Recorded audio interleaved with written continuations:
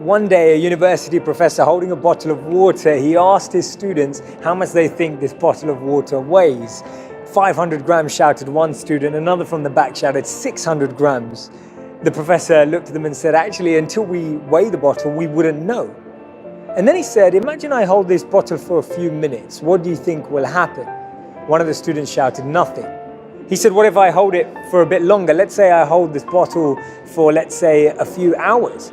And they'd said, well, your arm would start to hurt. And he said, what if I held this bottle for 24 hours? And one of the students said, your arm would practically be paralyzed or in extreme pain. The professor then said, notice that the weight of the bottle didn't change during that time at all. The only thing that changed was how long you were holding it. And his lesson to his students from this situation was that this bottle represents our challenges, our problems, our worries, our anxieties about uncertainty, that the longer that we hold them, the more pain they can do to us.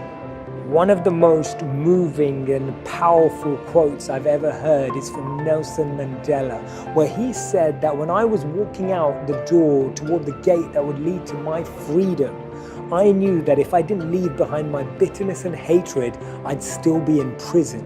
We pollute our consciousness when we allow envy and anger to enter the inner cores of our minds, bringing in negativity, injecting anxiety and uncertainty into the way we think. And that's why Mahatma Gandhi said, I'll never let anyone walk through my mind with their dirty feet. But often we see that it's our own very shoes that are causing the dirt. Forgiveness and letting go and the ability to rise above the challenges that have been caused by others in our life is such an important ability, because we need to learn to accept apologies that we never received. I believe that you can't fix yourself by breaking someone else. It's like what Buddha said, resentment is like drinking poison and expecting the other person to die. When we recognize that actually by holding any negative feelings towards another individual simply only harms the way we think, that's when we'll truly be able to forgive, move on and let go, and realize that that